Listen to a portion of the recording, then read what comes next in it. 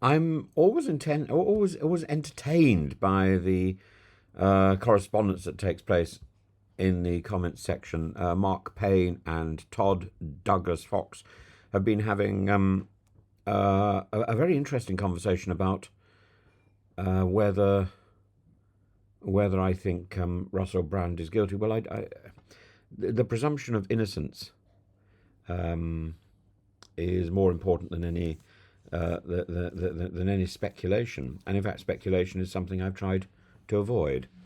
Um, I think the legal system is in need of serious overhaul.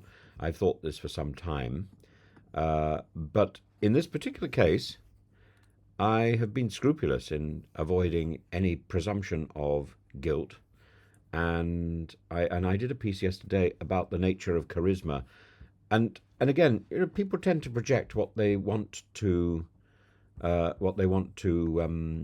already believe onto what is said, and so you've got to be scrupulously careful.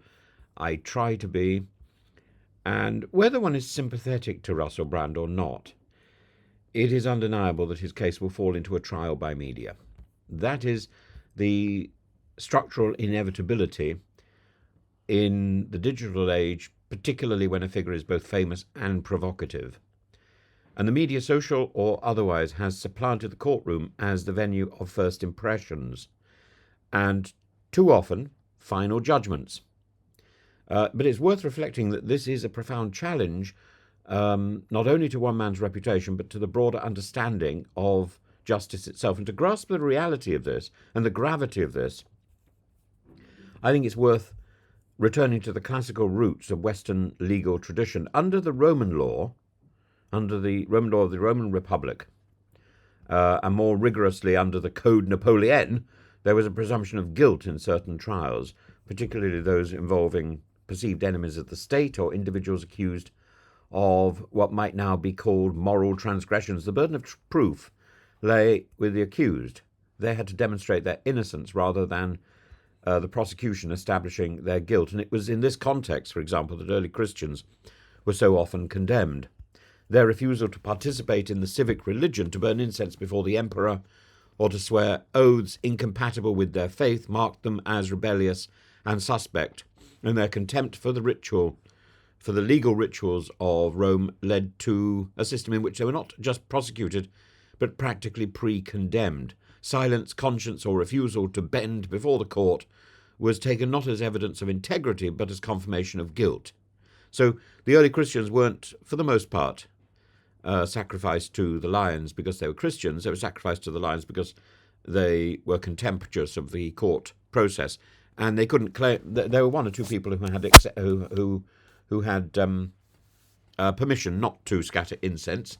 Mostly those were Jews, and the early Christians, they might well be asked, "Oh, you're not scattering incense because you're Jewish?"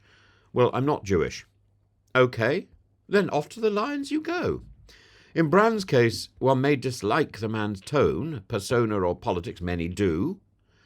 But to assume his guilt based on exposure, reputation, or cumulative accusation is to slip into precisely that dangerous terrain where dislike becomes evidence and public morality overtakes legal precedent and legal principle.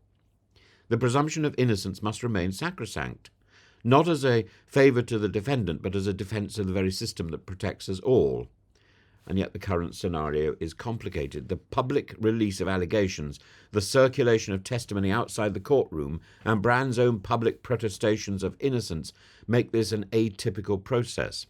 And by the way, the protestation of innocence is his right. And to protest is to shout, to make as much noise as you possibly can. That's where we get the word Protestant. In a traditional court case, witnesses are sequestered. The jury is instructed to avoid media, and there's a studied silence unless evidence is properly tested. Here, however, the matter has played out in the open, not necessarily because the court has failed, but because the public square now acts as a preliminary tribunal. Whether it should or not is entirely another matter. It is, in a sense, just as the court has warned, a legal circus that's about to erupt.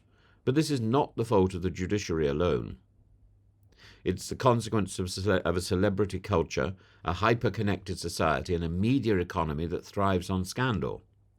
Brand, for his part, is not merely a defendant, he is a protester, and the word is apt. To protest is to declare publicly, to shout one's case, particularly when one believes oneself to be wrongly accused. And whether he is guilty or innocent is for a court to decide. But it's both natural and, in a way, principled that he would take every opportunity to shout his innocence until or unless proven otherwise, and he has every right to do that. To deny him that, to treat his rebuttal as evidence of guilt, is to reverse that burden of proof. That may suit a crowd, but it ought not to suit a country committed to law. And as I say, there may be issues where our legal process needs serious reform. But I think the presumption of innocence is not something that needs to be changed in any way. We should not be reverting or retreating to the Code Napoleon or to the ancient Roman practice of an assumption of guilt.